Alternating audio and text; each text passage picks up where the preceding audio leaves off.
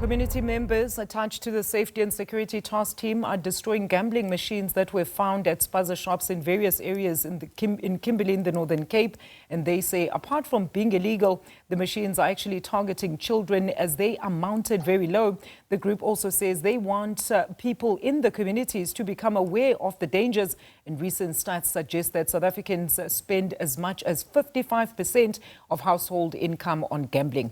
Let's cross live to SABC News senior reporter Ulrich Hendriks, who is currently on that story. Ulrich, a very good afternoon to you. Tell us more about the discovery of these machines. Just how many of these spaza shops have them, and what operational licenses do they even possess to be in possession of such machines? Good afternoon. Hi, good afternoon, Alicia. As you can see, at the moment, they are busy destroying these machines. Some of them have money in it and they're just throwing it around there. So you can also see the excitement on local residents here. But in terms of your question, a lot of these shops actually do have these gambling machines in them. A lot of them don't, or none of them have operating licenses for these gambling machines. And of course, the other issue that people and community members are concerned about is that these are actually at very low levels, so very small children can basically get a £2 and start gambling on these machines. A lot of community members that we spoke to also saying that, children, when the parents send them to the shop for various things like bread, milk, etc., the first thing that the kids actually do is to go and gamble with the money before they actually buy, the things that they were sent there. Also had stories from community members about how, these children, even before school, some of them with lunch money will actually go to these various shops and then, of course, gamble even before school. But let's speak to community member, Tumelo Mosekare. Tumelo, tell us, why are you destroying these machines and how big of a problem are these machines within the communities? These machines, they're teaching our kids at a young age to gamble. They're messing with the minds of our youngsters. They'll grow up not being able to take money home when they're older because they want quick cash. We've been complaining to the authorities, we've been complaining to the shops themselves, and this is the result of complaining for many years.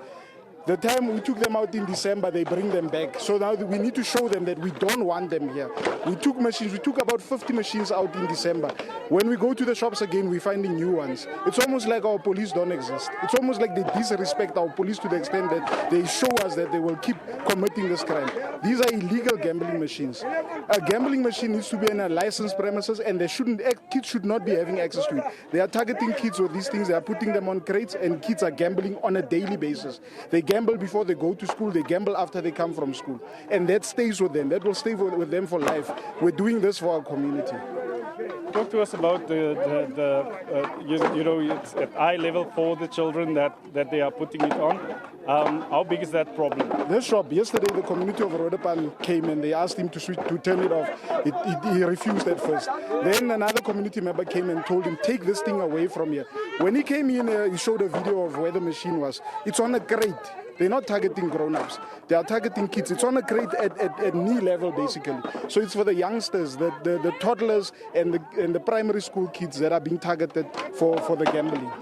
This is the problem that we have, and it's not only the Chinese nationals. 4 youngsters that are younger than 25 years old are bringing these things from Vryburg and Rustenburg, driving all the way to Kimberley to bring these things here. But our brothers from Ethiopia and Somalia and the brothers who have tuck shops, who are allowed by the municipality to operate their tuck shops here, are allowing these things in here. When we come to them, they tell us it's Chinamen. No, the shop owners are the responsible ones because they are allowing this rot in our community. So we want this to stop. If they don't stop, we're starting with this. If they don't stop, we will close the shops.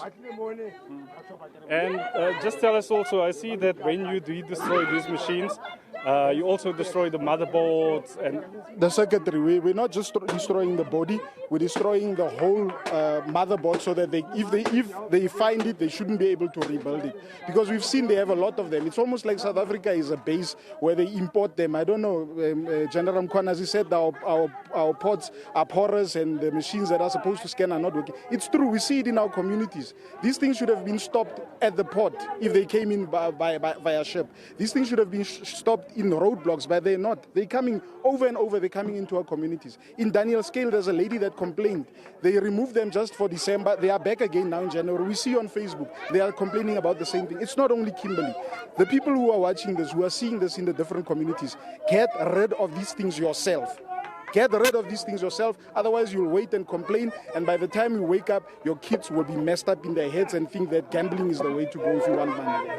Just final question, Tumelo. In terms of, like you were saying, you remove this today, you destroy it today, next week there'll be some others. How long is this operation going to continue? And you also mentioned that you're going to start closing shops. Yes. So now we've been taking the machines. We started in December. The police also took machines a year ago and the previous year. The difference with us is that we will not stop. We live in those communities. The police have to follow long procedures to get these machines. We live and we see these machines. We'll take them out.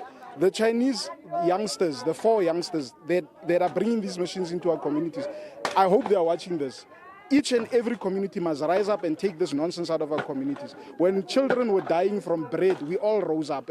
But this thing is a long-term pain. These people will be harming their spouses, they'll be harming their partners when they are grown up because they want the quick cash. They can't bring money home because they gamble the money, their salaries before they go home. Please, communities, stand up. We won't stop. It's not going to be now. If they bring in more, the shops that we've gone to, we've collected over 50 machines in just 1 month.